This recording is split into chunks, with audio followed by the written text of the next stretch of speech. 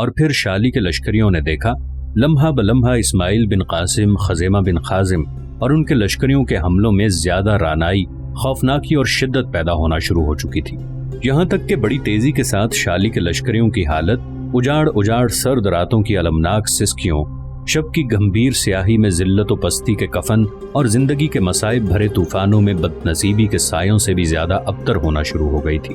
پھر وقت کی آنکھ نے دیکھا جھیل غریرہ کی طرف جانے والی شاہراہ پر اسماعیل، خزیمہ شالی کے لشکر کو بدترین شکست دے رہے تھے۔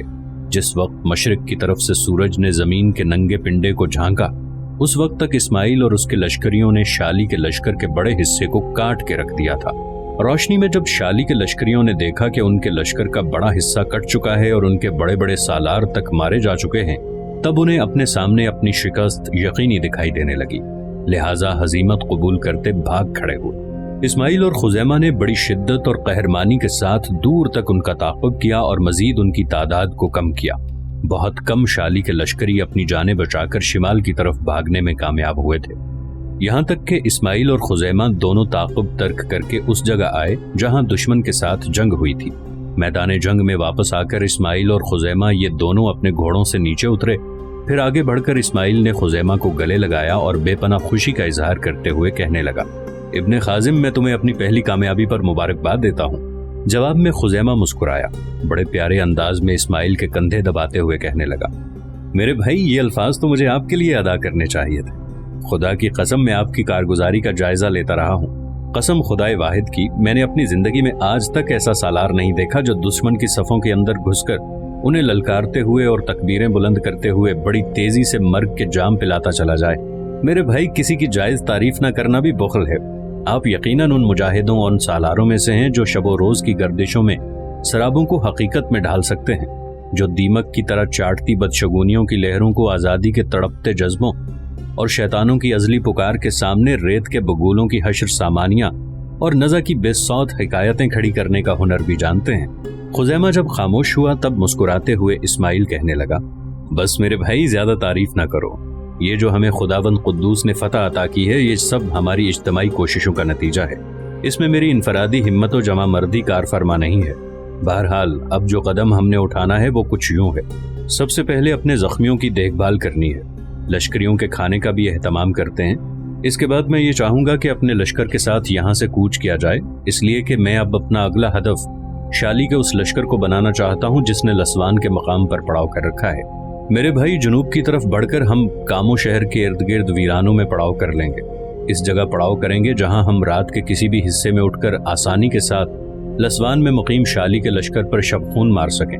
میرے عزیز بھائی، شالی کے اس لشکر کو جس نے لنیاکن میں قیام کر رکھا تھا اس کا تو تقریباً ہم نے صفایا کر دیا ہے، بہت کم لشکری جانے بچا کر بھاگے ہیں، اور یقیناً وہ بلنسی کے مقام پر شالی کے پاس جائیں گے اور اس سے اپنے لشکر کی تباہی کی اطلاع دیں گے۔ اب شالی جس رد عمل کا اظہار کرے گا میرے خیال میں اپنے لشکر کے ساتھ وہ حرکت میں آئے گا جس نے طاؤس کے مقام پر قیام کیا ہوا ہے۔ میرے اندازے کے مطابق جو لشکر شالی لے کے آئے گا اور جو لشکر طاؤس میں مقیم ہے وہ تمانیان کے مقام پر دونوں آ کے ملیں گے، اس لیے کہ یہی وہ جگہ ہے جہاں دونوں لشکر آپس میں مل سکتے ہیں۔ جب ایسا ہو جائے گا تو پھر ہم دیکھیں گے کہ ہم نے ان کے جواب میں کس رد عمل کا اظہار کرنا ہے۔ شالی کا جو لشکر لسوان میں قیام کیے ہوئے ہے اس پر کامیاب شب خون مارنے اور اس کا خاتمہ کرنے کے بعد ہم وہاں زیادہ دن نہیں ٹھہریں گے۔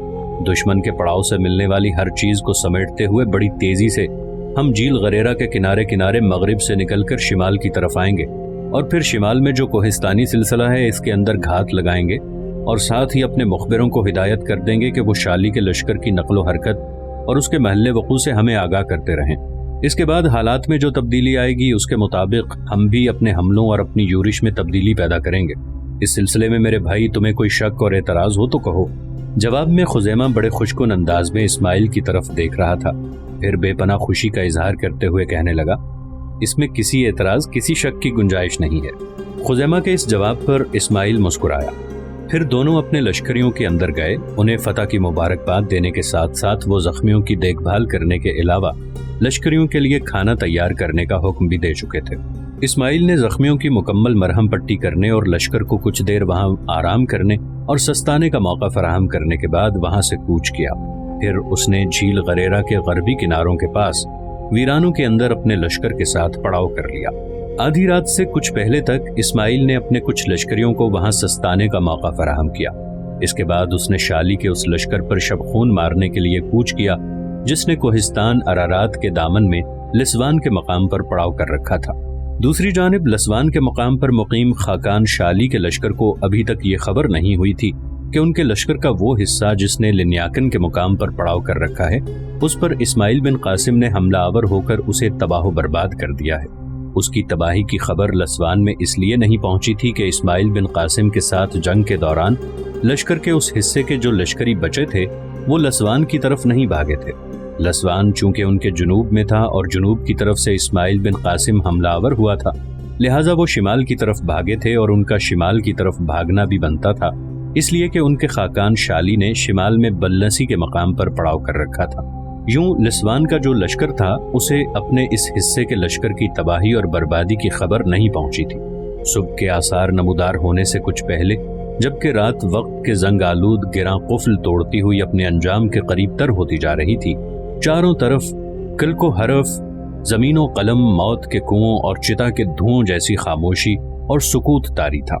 ایسے میں اچانک اسماعیل بن قاسم خزیمہ بن خازم شالی کے اس لشکر پر محدود تلاطم اور طغیانیوں کے کرب و وصال کی گھڑیوں تک کو ریزہ ریزہ کر دینے والے گردابوں کی یورش، رگوں تک کو چوس لینے والے دیو مالائی طلسم اور لہو میں زنگ اتار دینے والی بے جیت اذیتوں کی طرح حملہ آور ہوئے۔ شالی کے لشکر کی بدقسمتی کہ وہ سنبھل نہ سکے۔ وہ توقع بھی نہیں کر سکتے تھے کہ آرمینیا کی ان کے ہاتھوں تباہی کے بعد اب کوئی لشکر اچانک ان پر حملہ آور ہو کر ان کی بربادی اور تباہی کا باعث بھی بن سکتا ہے۔ جب تک وہ اٹھ کر تیاری کرتے یا ہتھیار سنبھالتے اس وقت تک اسماعیل بن قاسم نے اپنے لشکریوں کے ساتھ پوری طرح ان پر تباہی، بربادی اور شکست و ریخت کی تلسان بچھانا شروع کر دی تھی۔ اسماعیل بن قاسم کے اس ہولناک شبخون کے باعث لسوان شہر کے نوا میں نیند کے پھندوں میں پھنسی کٹی کٹی آوازیں، اجڑی کھڈر پناگاہوں میں موت کے قہقہوں کی کیفیت طاری ہونے لگی تھی۔ میدان جنگ میں عکس لرزنے لگے تھے، دلوں کو قضا کی کائی چاٹنے لگی تھی، لب پتھر جذبے اپاہج ہونا شروع ہو گئے تھے، نفس نفس میں نظر نظر میں خوف کے بہتے جھرنے جل پڑے تھے۔ اگلے روز کا سورج جب طلوع ہوا تو وقت کی آنکھ نے دیکھا کہ لسوان کے مقام پر جو خاقان شالی کا لشکر تھا اسے اسماعیل بن قاسم نے بدترین شکست دے دی۔ اکثریت کو موت کے گھاٹ اتار دیا گیا تھا۔ بہت کم لوگوں کو جانیں بچا کر بھاگنے کا موقع ملا اور سورج طلوع ہونے تک ساری لاشوں کو کوہستانی گھڑوں میں پھینک کر ایک طرح سے میدان جنگ بھی صاف کر دیا گیا تھا۔ یہاں لسوان میں بھی اسماعیل کے ہاتھ مال غنیمت کی صورت میں بہت کچھ لگا۔ دشمن کے پڑاؤ کی ہر چیز کو سمیٹا گیا۔ پھر اپنے لشکر کو آرام فراہم کرنے کے لیے اور زخمیوں کی دیکھ بھال کے لیے اسماعیل اپنے مخبروں اور نقیبوں کی رہنمائی میں مغرب کی طرف بڑھا اور کوہستان ارارات کے دامن میں پڑاؤ کر لیا۔ ادھر باکو شہر کے خفیہ طے سے ایک روز شیروان اور بوفون دونوں نمودار ہوئے۔ جس شخص نے باہر سے اس تہخانے کا دروازہ کھول کر انہیں باہر آنے کے لیے کہا تھا، شیروان نے اسے مخاطب کیا، یہ تو کہو حالات کیا ہیں؟ وہ شخص مسکرایا اور کہنے لگا، حالات پوری طرح ہمارے حق میں ہیں۔ گو مسلمانوں کے سالار اسماعیل بن قاسم نے ہمارے کچھ ساتھیوں کو موت کے گھاٹ اتار دیا ہے، لیکن ان کے ہاتھ آپ دونوں تک نہیں پہنچ سکے۔ اس پر شیروان نے کچھ سوچا پھر کہنے لگا، اور اس وقت مسلمانوں کا سالار کہاں ہے؟ دروازہ کھولنے والا پھر بول پڑا، وہ باکو شہر سے جا چکا ہے۔ جو اطلاعات ہمیں ملی تھی ان کے مطابق وہ خاقان شالی کے لشکریوں سے ٹکرائے گا۔ شیروان کے چہرے پر اس اطلاع پر گہری مسکراہٹ پھیل گئی۔ دوبارہ اس نے دروازہ کھولنے والے کو مخاطب کیا، شاریہ کا کیا ہوا؟ دروازہ کھولنے والا مسکرایا اور کہنے لگا، شاریہ کو اس کا بھائی برسک مل گیا ہے۔ انہیں مسلمانوں کے سالار نے شاید ان دونوں بہن بھائی کی خواہش پر شہر کے مغرب میں کلیسا ہے وہاں چھوڑ دیا ہے۔ ان دنوں وہ دونوں بہن بھائی اسی کلیسا میں ہیں۔ اس موقع پر شیروان نے بوفون کی طرف اس انداز میں دیکھا کہ اس کے دیکھنے کے انداز میں ایک طرح کی شیطانیت جوش مار رہی تھی۔ پھر مسکراتے ہوئے بوفون کو شیروان نے مخاطب کیا، بوفون، حالات تو خود بخود ہی ہمارے حق میں ہوتے جا رہے ہیں۔ گو ہمیں اپنے کچھ ساتھیوں کی قربانی دینی پڑی جنہیں مسلمانوں کے سالار نے قتل کرا دیا ہے، لیکن پھر بھی گوہر تو ابھی بھی ہماری گرفت میں ہے۔ کسی مناسب موقع پر اور کسی اچھے دن کا انتخاب کر کے کلیسا میں داخل ہوں گے اور شاریہ اور اس کے بھائی برسک دونوں کو وہاں سے رہائی دلائیں گے۔ اب انہیں یہاں کسی پناہ گاہ میں نہیں رکھا جائے گا۔ کلیسا سے نکالنے کے بعد میں چاہتا ہوں انہیں اپنے چند قابل اعتبار ساتھیوں کے حوالے کر کے اور ان کی نگرانی میں قسطنطنیہ کی طرف روانہ کر دیا جائے۔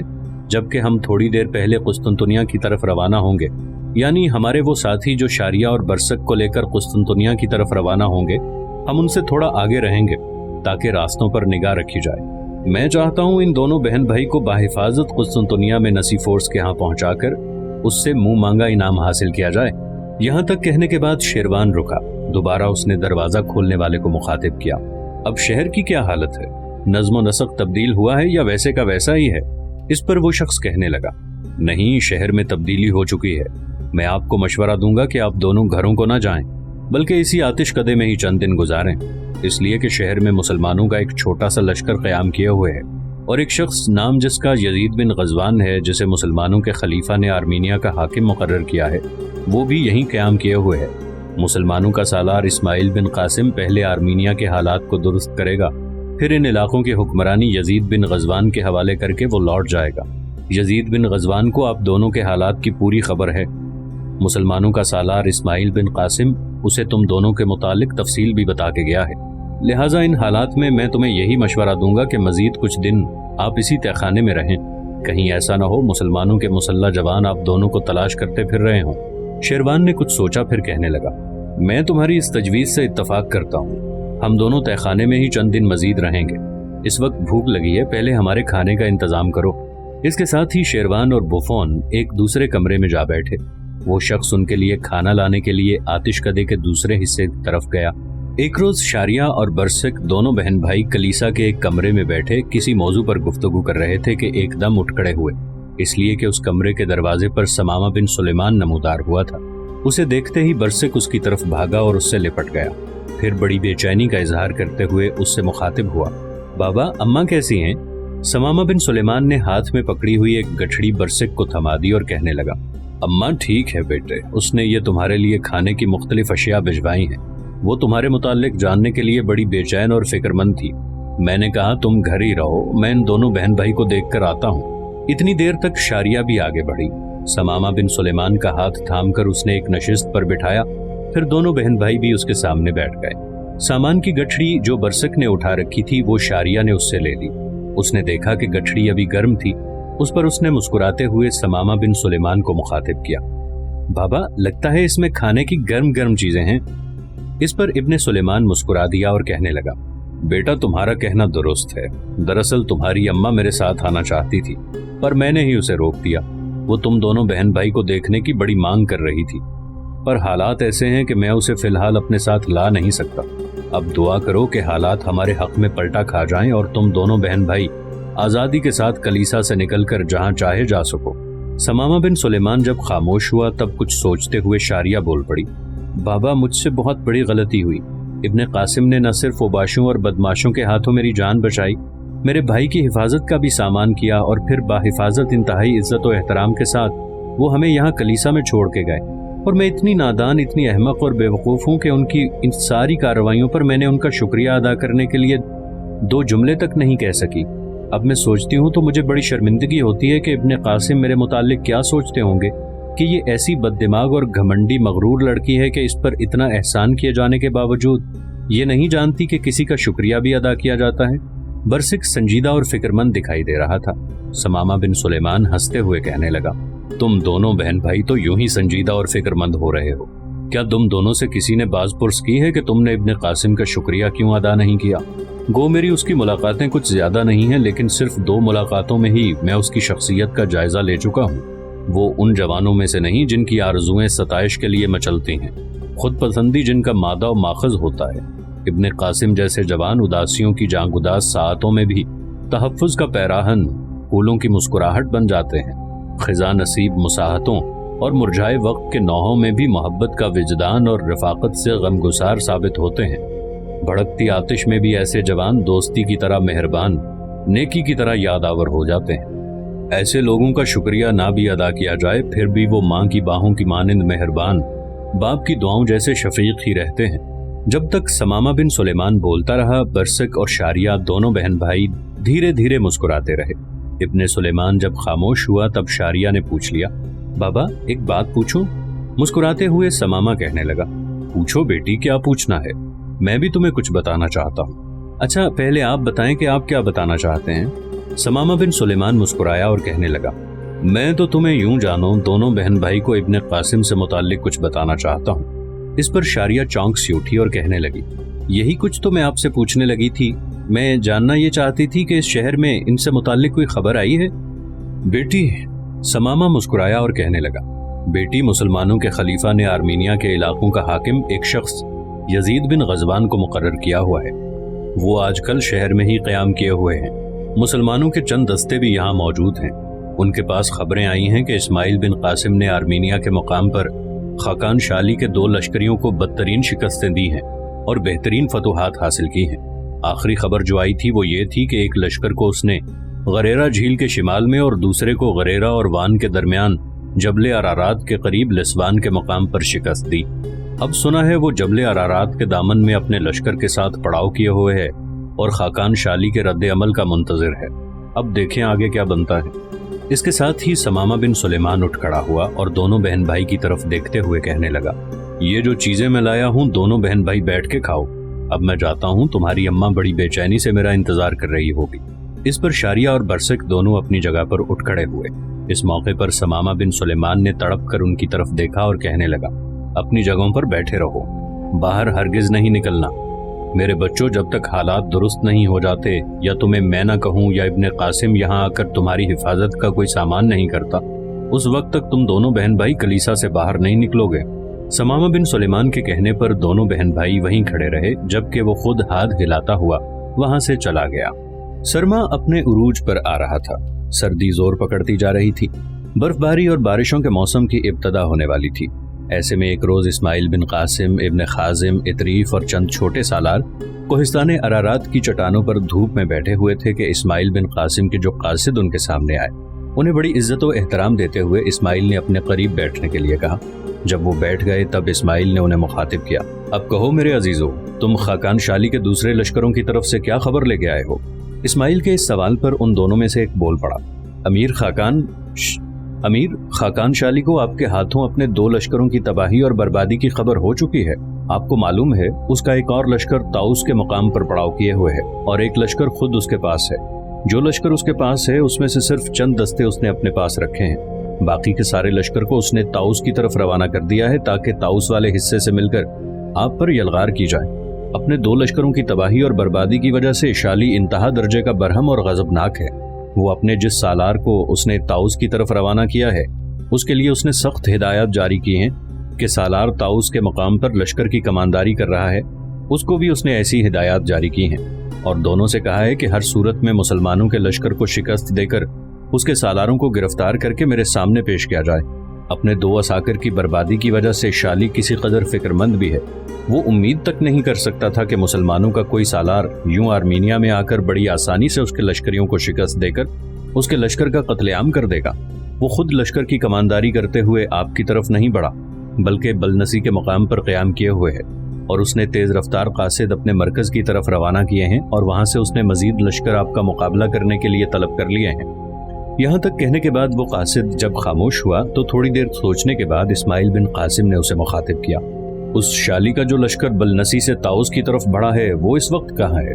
इस सवाल पर कासिद दोबारा बोल उठा, अमीर, चंद दिन पहले वो लश्कर ताउस पहुंचा था और अब शाली के दोनों लश्कर मुत्तहिद होकर उन इलाकों का रुख कर रहे हैं। जिस रफ्तार से मैंने इन्हें इधर आते देखा था इसके मुताबिक वो ताउस से निकलकर मेरे ख्याल में झील गरेरा के शिमाल में तमानियान शहर से गुजर कर इधर का रुख कर रहे होंगे। यहाँ तक कहने के बाद जब वो कासिद खामोश हुआ तो उसकी तरफ देखते हुए बड़े पुरसुकून अंदाज में इस्माइल बिन कासिम कहने लगा, मैं तुम दोनों भाइयों की कारगुजारी को सलाम पेश करता हूँ। अब तुम दोनों जाओ, लश्करगाह में खाना खाओ और आराम करो। वो दोनों मुखबिर उठे और वहां से हट गए। उनके जाने के बाद इस्माइल बिन कासिम थोड़ी देर कुछ सोचता रहा, फिर अपने पहलू में बैठे खज़ेमा बिन खाजिम को मुखातिब करते हुए कह रहा था, इब्ने खाजिम, मेरे भाई, लगता है आर्मीनिया की जंगों का सिलसिला कोई जल्द खत्म होने वाला नहीं है, लेकिन कासिदों ने जो बातें कही हैं इनके मुताबिक एक अच्छी खबर भी हमारे लिए निकलती है और वो ये कि खाकान शाली बजाते खुद हमारे मुकाबले पर नहीं आ रहा। इसका मतलब यह है कि वो हमसे किसी कदर खौफजदा है। इसी बिना पर उसने कासिद अपने मरकज की तरफ भिजवाए हैं और वहां से उसने मजीद असाकिर तलब कर लिए हैं।